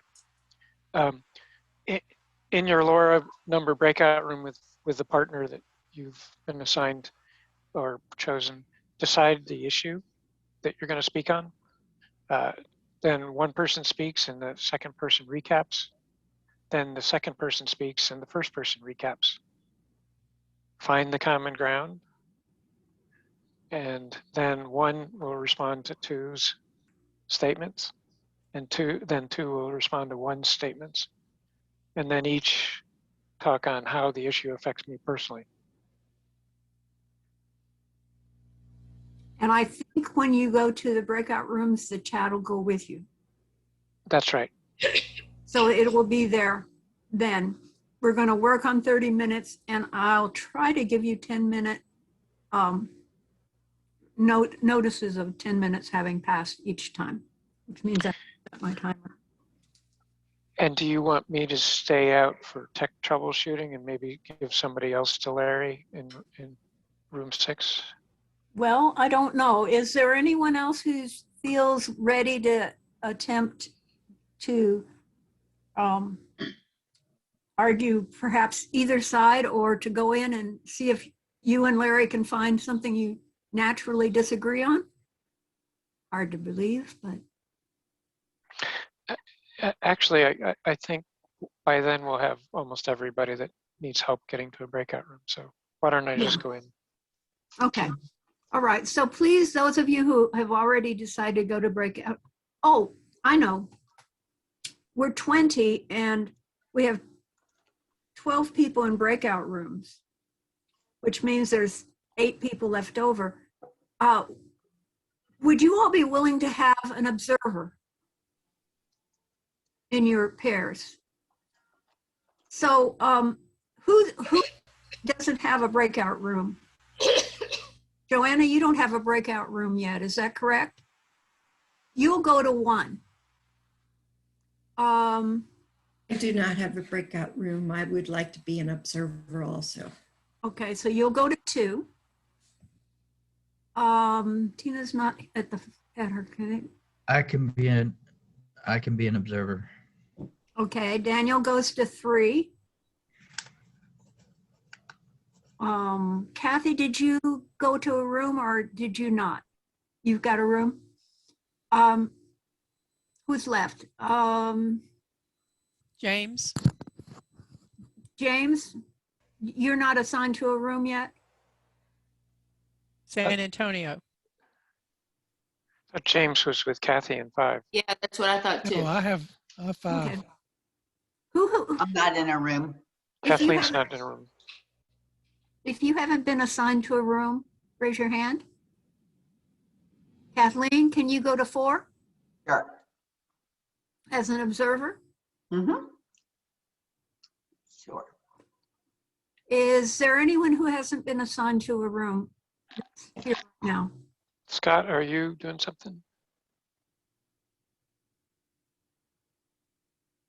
Now I'm just trying to unmute, but yes, I'm in breakout room 1. Okay. Oh, that's right. Breakout rooms in, oh, sorry, Kevin? I was mistaken. Scott's assigned. Oh, David, have you not been assigned to a room? I believe I'm with David in 1. Yeah, I just had a question, and I came in a little late. How long are we going to have to do this? About 30 minutes or less. Okay. And what I'm going to ask the observers to do is not to give any feedback during the steps, but in between each step, if you have feedback and it's brief, especially for something they missed, like they missed something in a recap that the person who spoke it didn't tell them they missed, which happens, or, you know, so forth. If they missed something, or if you have any other ideas to add, just, but be as, don't be, it's mainly between the pairs, okay? So. Voice messages. To listen to your messages, press 1. To send a message. Thanks. Okay, so if you'll go to your rooms now. Do you know how to go to the breakout rooms? Everybody know how to do that? Whoever wants to be moved, just wave your hand. Okay, give me a second. Gretchen, I'll move you.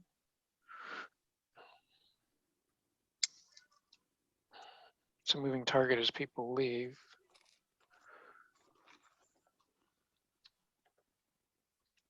Joanna looked like she has her hand.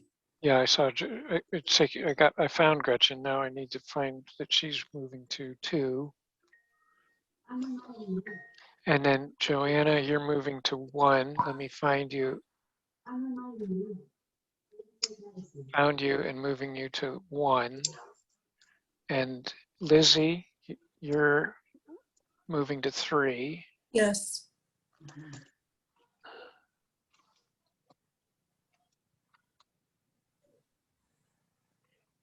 And Kathleen, you need help moving to 4.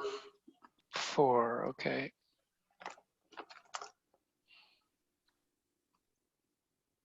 Larry, you're my partner. I'm moving you to 6.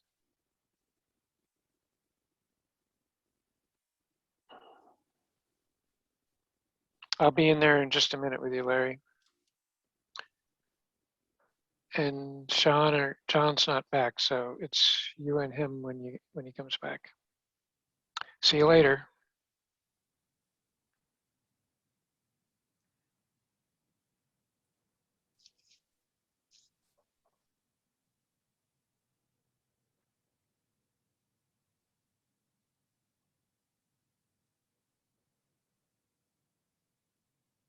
No surprise to me.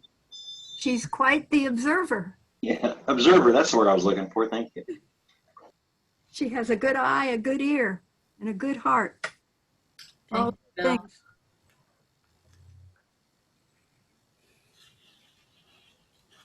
While we're waiting for other people to join, Joanna, quick question if I could. You had a role in the children's activities books on the FGC website, is that right?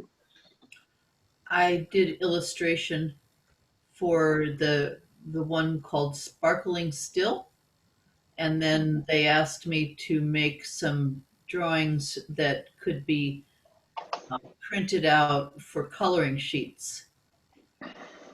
I was telling Ann Collins that I've been encouraging our meeting members to go to FGC website and look at the children's activities for their children or grandchildren or neighbors or whoever. And I saw your name. Special thanks to Joanna Vaughn on what I thought were a couple of them. Yeah. Thanks for noticing. Yeah, thanks for doing it. Those are great. Those are really neat. Some of them were good, some of them were not so good. I was in a hurry. Are you a professional graphic designer? Or no. No. Oh. I'm a retired art teacher. Oh. And am I a professional? I guess I could say I'm an artist as well. That's accurate, right, Val? We make stuff. Yeah, that's great. Thanks for doing that. You're welcome. Let me know if you want me to sweep through the rooms and assist people. Okay, I think there are some rooms still in process of closing, but if you would do that, that would be very helpful, Kevin. I'll start with 2. Gretchen needed help moving in there.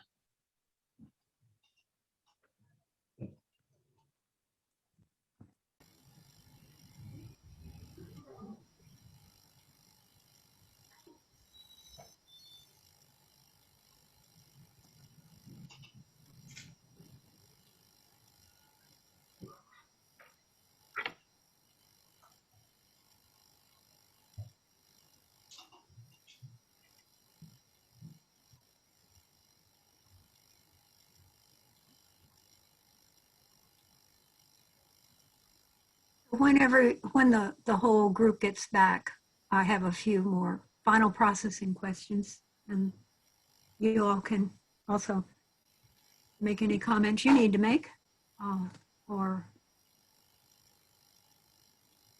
let people say anything you need to say, ask any questions to see what people can answer.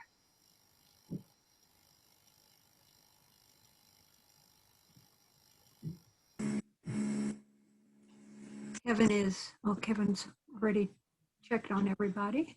No? Not everybody, just one room, and I accidentally got myself back here rather than send somebody. Let me go visit room 3.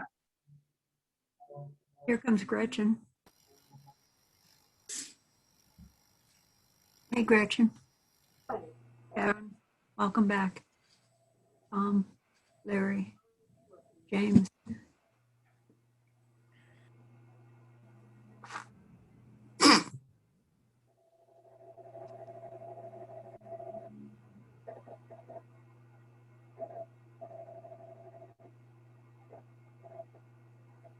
So what we're doing is we're waiting for everyone to get back, and we'll do a quick processing of your activity, and then we'll be finished.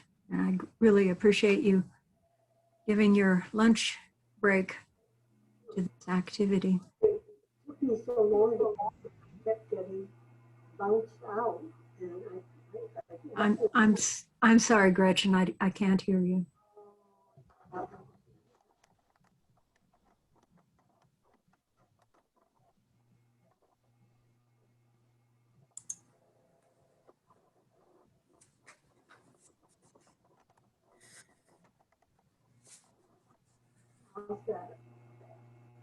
It's about the same. We're back. Everybody's back. No, We had 20, there's 17 showing. Unless we lost some folks.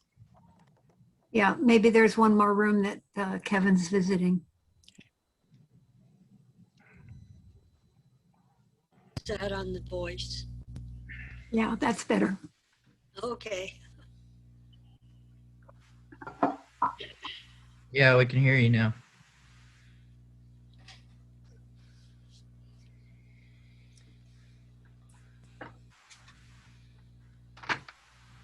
Okay.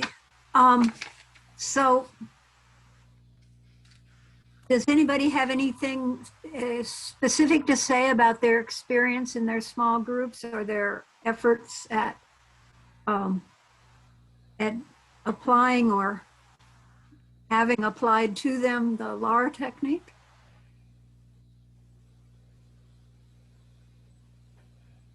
I should express apologies to Alex McDonald. I did warn him that I would be coming in hot on the topic, but it worked out well.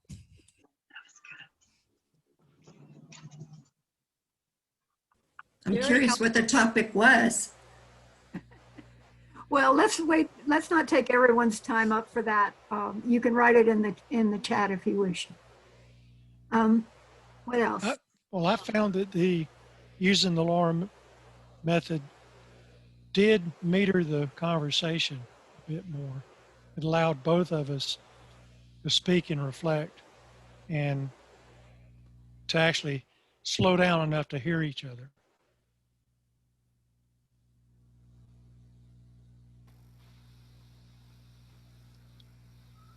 It was helpful to have Karen as the observer.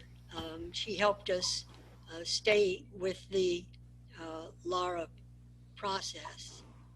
And that was very helpful. I'm curious, is this something you do consciously with another person or a group and say, look, I'd like to use this? I mean, that sounds awkward to do that. I mean, or would you just come in and unconsciously, where there's a discussion going on with a family member or a friend, begin using this without I think you them? say it. I think you say it to yourself. Oh, maybe LARA would be good here. No, you don't. You don't tell the other person you're using a technique. Right. Yeah. Have anybody had techniques used on them when they or thought they were? Yeah, usually not a good experience. Kevin? I was trying to think when or how or where I would apply it. And I'm thinking I might apply it if somebody's telling me something that I'm having a big reaction to. If I could get back to calmness, I'd go, wait a minute, can you stop for a minute? That is a lot of stuff for me to take in. Let me see if I got what you told me. And see if that slows the speed of reactive stuff I'm getting from the person, just to help myself hear them and be able to stay connected rather than want to run away, which is usually what I do. And it's gotta be disarming, because if I'm passionate and someone's yelling at me, or they're passionate and they're yelling at me or spittling when they talk, if I say, okay, so this is what you're saying is interesting to me, and I want to make sure I understand it. They've got to be in their mind. They've got to think, "Whoa, I've never spittled on anyone in my anger before and had them actually sound like they were interested in what I was talking about." So I would think it would be a little off, make them a little off kilter, which would then go back to slowing things down and making more reasonable conversation. Yeah. I think it's very polite, the way we interact, among Quakers. So all of this, I think is a little bit unnatural. And I know that when I'm in a group with friends or even with my family, I'm thinking, two of my children are married to people in the military. So I'm thinking, whatever they say, that would be fairly typical. And my mind automatically, because I know the background of these people, kind of shuts off from doing exactly what we're doing today. And the opposite happens. if I do start talking, there'll be someone who'll pipe up, ah, here comes the Quaker perspective. And it's difficult. But I really, really appreciate what we're working on today. And I think the elements that I'm seeing that are helpful is that I think I would quietly move myself out of the group situation and find an opportunity to be one-on-one.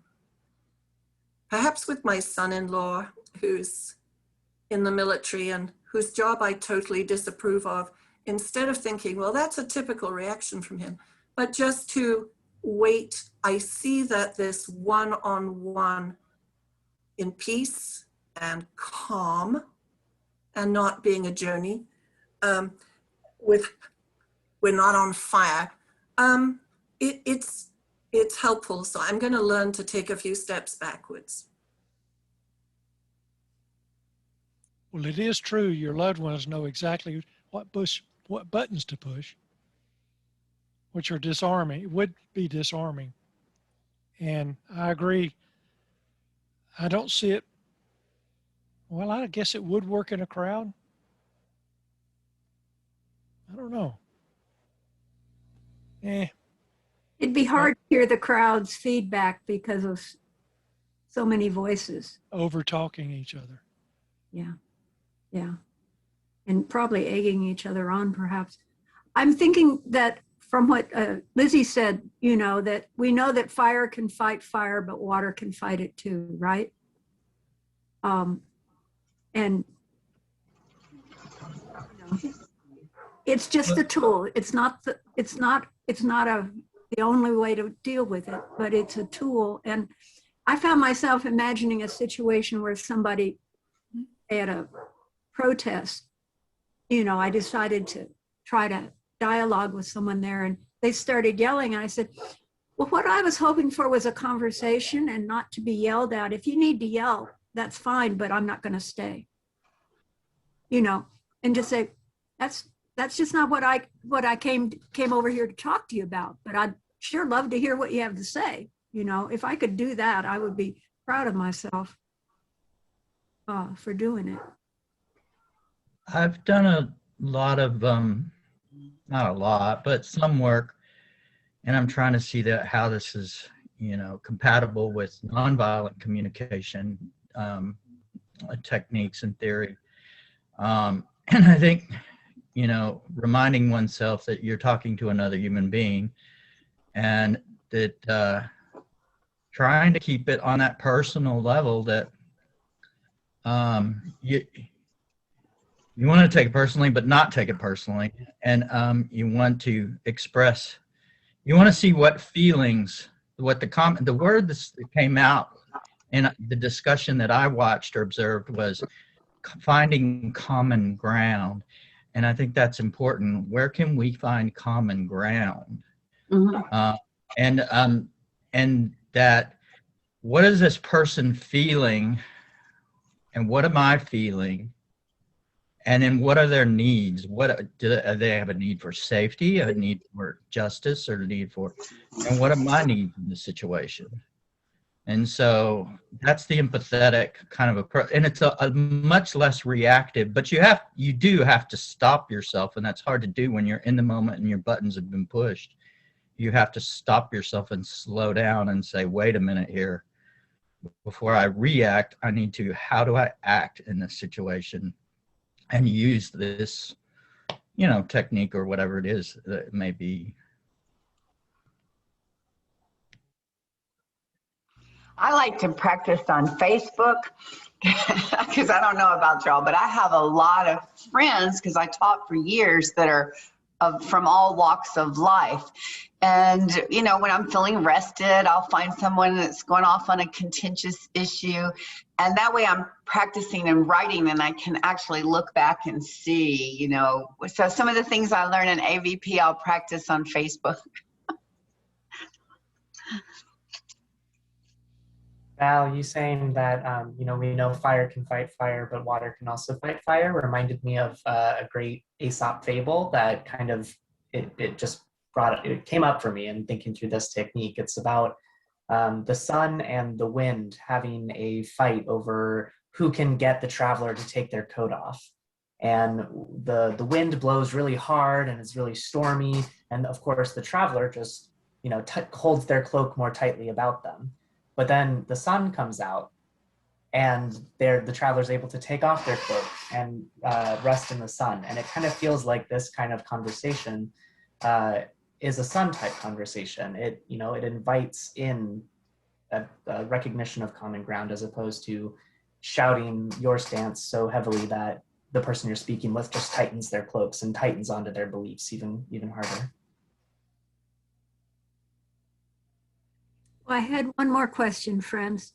In the process of your conversation from your opposite ends of a pole, did any of you actually find yourself changing your mind, or I mean, was there an opening that you observed in yourself or in your partner?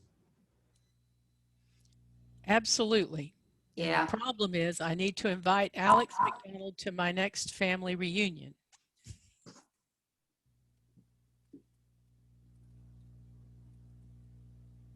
Gonna switch families. Alex, run hard, get away. She hasn't met my family. We'll switch. I have. Ambassadors, send Alex. it, diplomats, send ambassadors and diplomats to your families. Anybody else? Yeah, I found it hard to maintain my contrary position to James. And I was going to just say about in terms of the technique, I found the asking questions very helpful because it allowed me to get more details about, you know, his view. And I think it allows both of us to kind of pause and think, because if I'm asking a question, then it gets me out of my feeling the need to just defend and immediately react to him. And it pushes him to think about his views more. So you're getting past that initial just sort of almost, you know, slogan presentation of your view. So that was very helpful. Well, friends, I think it's time to take a break and get ready for the next thing, which I think starts at 1:30. So I have requested information in regard of feedback, what worked for you, what didn't work for you, and suggestions for improvement. You can throw those into the chat, or you can email me those. I really appreciate it. And I appreciate all of you hanging in there and working on this. If you think that you would like me to try to put together a team of a couple of other people and have people do this at your meeting, they originally did it a long time ago on a half-day workshop with one of the meetings out of town. You're never welcome to do it in your own meeting. No, that's not true, but. Say that at all? Well, no. What happened was in our own meeting, we got COVID. The whole COVID thing came up. But if any of you would like to see if your meeting would like, you know, as we start coming back into a different situation, maybe you might want to invite a team to come. I think that could be done. Thank you all. Bye. Thank you, Val. Thank you, Val. Thank you, Val. Yeah, thank you very much. That was very Val. Thanks, Val. Thank you so much.